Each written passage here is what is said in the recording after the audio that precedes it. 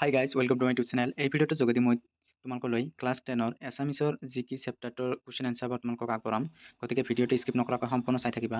ইয়াৰ আগতে মই এই চেনেলটোতে তোমালোকৰ ক্লাছ 10ৰ বৰগীতৰ সকলোবোৰ প্ৰশ্ন উত্তৰ মই আগবঢ়াইছোঁ। গতিকে যদি এতিয়ালৈকে চোৱা নাই তেনেহ'লে প্লেলিষ্টত গৈ তোমালোকে চাব পাৰিবা। তেন্তে আমি বলক আমি ভিডিঅ'টোলৈ আগবাঢ়ো। ইয়াত দিয়া আছে চোৱা জিকিৰৰ মূল ভাৱ। ইয়াত সুন্দৰভাৱে লিখা আছে, তোমালোকে এইবাৰ লিখি যাবা। মই তোমালোকক দেখুৱাই যাওঁ। তোমালোকৰ আখৰবোৰ চিনি পোৱাত যদি অসুবিধা হয় তেনেহ'লে তোমালোকৰ মোবাইলৰ ভিডিঅ' কোৱালিটিটো অলপ বঢ়াই ল'বা, তেতিয়া তোমালোকে স্পষ্টভাৱে এইবোৰ দেখা পাবা। এইটো হৈছে জিকিৰৰ মূল ভাৱ এনচাৰ।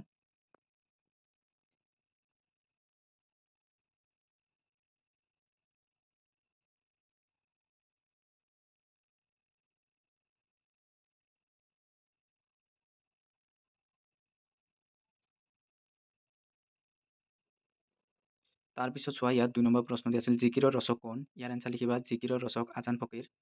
তাৰপিছত দিয়া আছে চোৱা জিকিৰবোৰক কিহৰ লগত তুলনা কৰিব পাৰি। ইয়াৰ এনচাৰ লিখিবা জিকিৰবোৰক অসমীয়া ভক্তিমূলক গীত বা লোকগীতৰ লগত তুলনা কৰিব পাৰি। কুৱেশ্যন নং গ ইয়াত দিয়া আছিল জিকিৰ শব্দটো কি শব্দৰ পৰা ওলাইছে। ইয়াৰ এনচাৰ লিখিবা যে জিকিৰ শব্দটো আৰবী জিকৰ শব্দৰ পৰা ওলাইছে। তাৰপিছত চোৱা, ইয়াত কুৱেশ্যন নং 3 ইয়াত দিছে অৰ্থ লিখা। ৰচুল মানে দেৱদূত, ৰহম মানে দয়া, বান্দা মানে ভৃত্য, মুমিন মানে বিশ্বাসী মুছলমান, কুতুব মানে ধ্ৰুৱ নক্ষত্ৰ। তাৰপিছত চোৱা, ইয়াত 4 নম্বৰত দিয়া আছে মক্কা দুৱাৰত চাহাব জীবেই মাৰে তালি, যেনে হালে হলৰ লগত দৰিকাৰ টপালি, অন্তৰ্নিহিত ভাৱ বিশ্লেষণ কৰা। ইয়াৰ এনচাৰটো ইয়াত লিখা আছে। ইয়াত দিয়া আছে চোৱা, উক্ত গুপ্তসাক্ষী আমাৰ পাঠ্যপুথিৰ অন্তৰ্গত আজান ফকীৰ দেৱে লিখা জিকিৰটিৰ পৰা তুলি দিয়া হৈছে। শাল আৰু শল দুয়োবিধ মাছ যথেষ্ট ডাঙৰ, ইহঁতে দৰিকাৰ দৰে সৰু সৰু মাছবোৰ ধৰি খায়। গতিকে শাল আৰু শল মাছৰ লগত দৰিকা মাছে টপালি মৰাটো তেনেই খন্তেকীয়া আৰু অৰ্থহীন। মক্কা হৈছে ইছলাম ধৰ্মী লোকসকলৰ অতি পবিত্ৰ তীৰ্থস্থান। তালৈ গ'লে জীৱে মুক্তি পায় বুলি ভবা হয়, কিন্তু মায়া মোহ আৰু ধন সম্পত্তিৰ লোভে মানুহক তালৈ যোৱাত বাধা দিয়ে। অস্থায়ী মানৱ জীৱনত লোভ মোহ অহংকাৰ আদিবোৰ দৰিকা মাছৰ টপালিৰ দৰে খন্তেকীয়া আৰু অৰ্থহীন। এয়ে হৈছে জিকিৰ ফাঁকিৰ তাৎপৰ্য। তাৰপিছত দিয়া আছে চোৱা 5 নম্বৰত ব্যাখ্যা কৰা। পানী মৰে পিয়াহত অগ্নি মৰে জাৰত, ক্ষুধা ৰচুল লুকাই আছে মমিনৰ আঁৰত। ইয়াৰ এনচাৰটো লিখিবা যে উক্ত পদফাঁকি আমাৰ পাঠ্যপুথিত থকা আজান ফকীৰৰ দ্বাৰা ৰচিত জিকিৰটোৰ পৰা অনা হৈছে। পানী মানুহৰ পিয়াহ গুচায়, কিন্তু পানীয়ে নিজে নিজৰ সেই মহৎ গুণৰ কথা নাজানে। তেনেদৰে জুইৰ উত্তাপে মানুহক শীতৰ পৰা ৰক্ষা কৰে, কিন্তু জুয়ে নিজৰ সেই উত্তাপ শক্তিৰ কথা নাজানে। ঠিক সেইদৰে ভগৱান বা আল্লাহ সকলো মানুহৰে আত্মাত থাকে। মানৱ সেৱাৰ যোগেদি ভগৱান বা আল্লাহৰ আশীষ লাভ কৰিব পাৰে, কিন্তু মানুহে সেই কথা উপলব্ধি কৰিব নোৱাৰি ভগৱানক বিচাৰি হাবাথুৰি খাই ঘূৰি ফুৰে বা অনেক তীৰ্থস্থান ভ্ৰমণ কৰি ভগৱানৰ অস্তিত্ব সন্ধান কৰিব বিচাৰে। এয়ে হৈছে উক্ত জিকিৰ ফাঁকিৰ তাৎপৰ্য।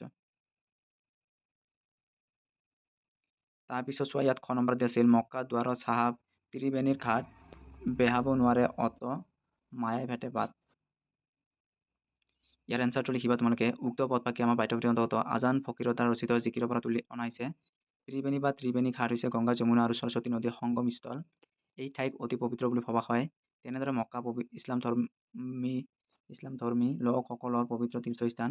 মক্কাত জীৱে মুক্তি লাভ কৰে বুলি ভবা হয়, কিন্তু মায়ামোহ আৰু ধন সম্পত্তিৰ লোভ ত্যাগ কৰি মানুহে তালৈ যাবলৈ নিবিচাৰে।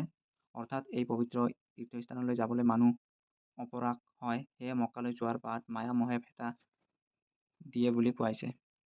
তাৰপিছত চোৱা, ইয়াত গ নম্বৰত দিয়া আছিল সজাৰ মইনাটিৰ অনেক যুগুতি, দেওমাৰি পাৰ হ'লে এৰিলে প্ৰীতি।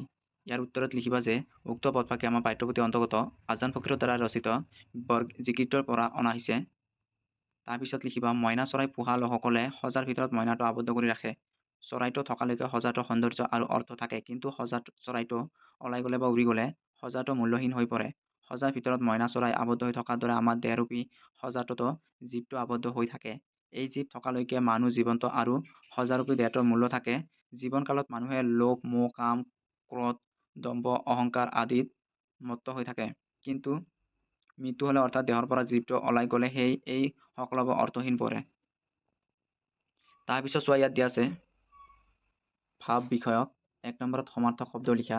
চিন্ত মানে চিন্তা কৰ, ঘাট মানে পাৰ, দৰিয়া মানে সাগৰ, বাট মানে পথ, প্ৰীতি মানে প্ৰীতি, আসমান মানে আকাশ, পিয়াহ মানে তৃষ্ণা, ভেল মানে মৃত্যুদেহ।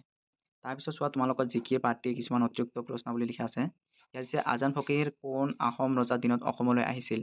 ইয়াত উত্তৰত লিখিবা যে আনুমানিক সপ্তদশ শতিকাৰ মাজভাগত স্বৰ্গদেউ গদাধৰ সিংহৰ শাসনকালত আজান ফকীৰ অসমলৈ আহিছিল। তাৰ পিছৰ প্ৰশ্নটো দি আছে, কোনে কি কাৰণে আজান ফকীৰৰ চকু কাঢ়িছিল? ইয়াৰ এনচাৰত লিখিবা, অসমত ইছলাম ধৰ্মতত্ব প্ৰচাৰ কৰাৰ অপৰাধত আহোম ৰজা গদাধৰ সিংহই ৰূপাই দাধৰা নামৰ এজন মুছলমান বিষয়াৰ হতুৱাই আজান ফকীৰৰ চকু কাঢ়িছিল। এইখিনিয়ে আছিল জিকিৰ পাঠটিৰ সকলোবোৰ প্ৰশ্ন উত্তৰ। গতিকে যদি ভিডিঅ'টো ভাল লাগিছে তেন্তে প্লিজ মোৰ চেনেলটো ছাবস্ক্ৰাইব কৰি দিব, ভিডিঅ'টো নিজৰ বন্ধুবৰ্গৰ সৈতে শ্বেয়াৰ কৰিবলৈ নাপাহৰিব। Thank U.